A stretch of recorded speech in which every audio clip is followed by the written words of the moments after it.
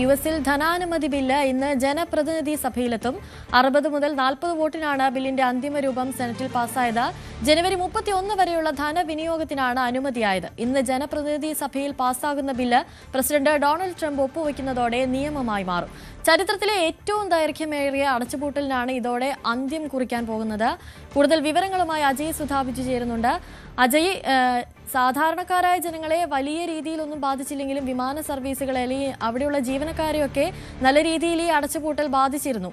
അത് അവസാനിക്കാൻ പോവുകയാണ്.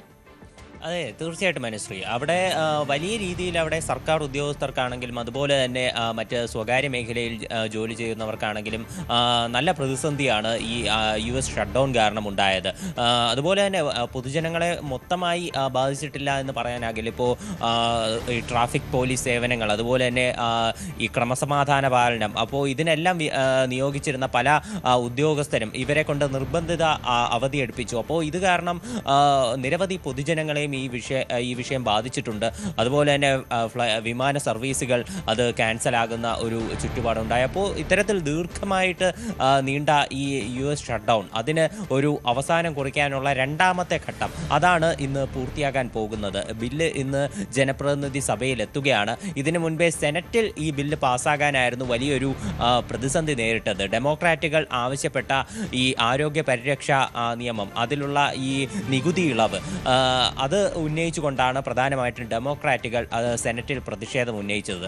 ഈ ബില്ല് പാസ്സാക്കിയെടുക്കാൻ സെനറ്റിൽ വ്യക്തമായിട്ടുള്ള ഭൂരിപക്ഷം ഇല്ലാത്തതാണ് റിപ്പബ്ലിക്കൻസിനെ ഏറ്റവും കൂടുതൽ കുഴപ്പിച്ചിരുന്നത്. 60 വോട്ടുകൾ എന്ന് പറയുന്ന ഒരു ത്രഷോൾഡ് മറികടക്കാൻ അത് റിപ്പബ്ലിക്കൻസിന് സാധിച്ചിരുന്നില്ല. പിന്നീട് ഡെമോക്രാറ്റുകളുമായിട്ട് നടത്തിയ ചർച്ചയെ തുടർന്നാണ് ഇത്തരത്തിലൊരു പിന്തുണ അത് ഡെമോക്രാറ്റുകളുടെ 8 അംഗങ്ങൾ നൽകുകയും ഈ ബില്ല് പാസ്സാവുകയും ചെയ്തത്. എന്നാൽ ഈ ഹൗസ് ഓഫ് റെപ്രസെൻറ്റേറ്റീവ്സിൽ അല്ലെങ്കിൽ ജനപ്രതിനിധി സഭയിലേക്ക് വരുമ്പോൾ അവിടെ റിപ്പബ്ലിക്കൻ പാർട്ടിക്ക് വ്യക്തമായിട്ടുള്ളൊരു ഭൂരിപക്ഷമുണ്ട്.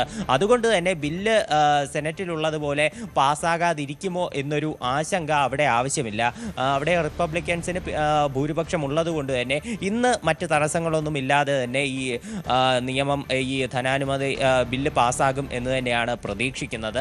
എന്നാൽ ഏതെങ്കിലും റിപ്പബ്ലിക്കന്മാർ ഇനി കാല് മാറിയാൽ മാത്രമേ മറ്റ് തരത്തിലുള്ള പ്രശ്നങ്ങളിലേക്ക് കടക്കുകയുള്ളൂ. എന്നാൽ അത്തരം ഒരു സൂചനകളൊന്നും തന്നെ നിലവിലെ സാഹചര്യത്തിൽ ഉണ്ടാകുന്നില്ല. അതുകൊണ്ട് ഇന്ന് അത് പാസ്സാകും എന്ന് തന്നെയാണ് പ്രതീക്ഷിക്കുന്നത്. അത് കഴിഞ്ഞ് നേരെ പ്രസിഡന്റ് ഡൊണാൾഡ് ട്രംപിൻ്റെ ടേബിളിലേക്ക് എത്തും. അതിനുശേഷം ട്രംപ് ഈ ബില്ലിൽ ഒപ്പിടുന്നതോടുകൂടി ഇതൊരു നിയമമായി മാറുകയാണ്. നമ്മൾ മുൻപ് ചർച്ച ചെയ്തതുപോലെ തന്നെ ജനുവരി 31 വരെ മാത്രമാണ് ഈ ധനാനുമതി ബില്ല് അത് പ്രാവർത്തികമായിട്ടുള്ളത്. ജനുവരി 31 വരെ ഉള്ള ഒരു ധനവിനിയോഗത്തിനാണ് ഈ ബില്ല് അനുമതി നൽകുന്നത്. പ്രധാനമായിട്ടും ആരോഗ്യ മേഖല, അതുപോലെ തന്നെ ഭക്ഷ്യവിതരണം, സർക്കാർ ജീവനക്കാരുടെ ജോലി തുടങ്ങിയിട്ടുള്ളവയാണ് ഈ ബില്ലിലൂടെ അനുവദിക്കപ്പെടുന്നത്. ഇതിലൂടെ സർക്കാർ ജീവനക്കാർക്ക് ശമ്പളം ലഭിക്കും. അപ്പോൾ അവർക്ക് തിരിച്ച് ജോലിയിൽ പ്രവേശിക്കാൻ സാധിക്കും. അതുപോലെ തന്നെ സാധാരണക്കാർക്കായിട്ടുള്ള ഭക്ഷണ വിതരണം, ഭക്ഷ്യ പ്രതിസന്ധി രാജ്യത്ത് ഇപ്പോൾ ഈ ഷട്ട് ഡൗൺ കാരണം വന്നുകൊണ്ടിരുന്ന, അപ്പോൾ അതിന് ഒരു അത്തരമൊരു പ്രശ്നം അത് പരിഹരിക്കാൻ സാധിക്കും. അതുപോലെ തന്നെ ആരോഗ്യ മേഖലയിലെ പ്രശ്നങ്ങൾ, ഇതിനെല്ലാം ഒരു താൽക്കാലിക പരിഹാരം ഇതുവഴി ഉണ്ടാകാൻ സാധിക്കും. എന്നാൽ ജനുവരി 31 വരെ മാത്രമാണ് ഈ താൽക്കാലിക ധനാനുമതി നിയമം അത് പ്രാബല്യത്തിൽ വരിക.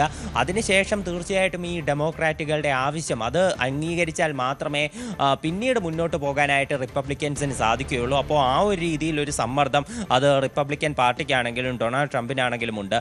അടുത്ത മാസം ഈ ആരോഗ്യ പരിരക്ഷയിലുള്ള ഈ നികുതി ഇളവ് അത് പരിഗണിക്കാം എന്നൊരു ഉറപ്പാണ് റിപ്പബ്ലിക്കൻ പാർട്ടി നൽകിയിട്ടുള്ളത്.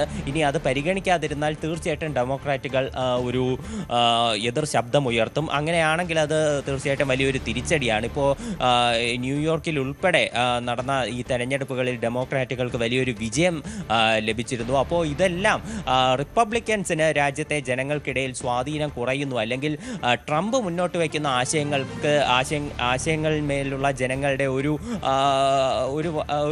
വൈമുഖ്യത, അവർക്ക് അതിനോടുള്ള ഒരു എതിർപ്പ്, ഇതെല്ലാമാണ് വ്യക്തമാക്കുന്നത്. അതുകൊണ്ട് തന്നെ ട്രംപിൻ്റെ സ്ഥിരം രാഷ്ട്രീയ ന്യായങ്ങളും അദ്ദേഹത്തിൻ്റെ സ്ഥിരം വാദഗതികളും പറഞ്ഞുകൊണ്ട് ഇനി അധികം മുന്നോട്ട് പോകാൻ സാധിക്കില്ല എന്ന് റിപ്പബ്ലിക്കൻ പാർട്ടിക്കാണെങ്കിലും ട്രംപിനാണെങ്കിലും മനസ്സിലായിട്ടുണ്ട്. അതുകൊണ്ട് തന്നെയാണ് ഡെമോക്രാറ്റുകളുമായി സഹകരിച്ച് മുന്നോട്ട് പോകാനായിട്ട് അവർ തീരുമാനിച്ചത്. എന്തായാലും നിലവിൽ യാതൊരുവിധ പ്രശ്നങ്ങളും അല്ലെങ്കിൽ എതിർ ശബ്ദങ്ങളും ഉയർന്നിട്ടില്ല. ഇന്ന് ഈ ബില്ല് ഈ ജനപ്രതിനിധി സഭയിൽ പാസ്സാകുന്നതോടുകൂടി അമേരിക്കയിലെ പ്രതിസന്ധികൾക്ക് താൽക്കാലികമായി ഒരു ശമനം ഉണ്ടാകും എന്നാണ് പ്രതീക്ഷിക്കുന്നത്. ശരി.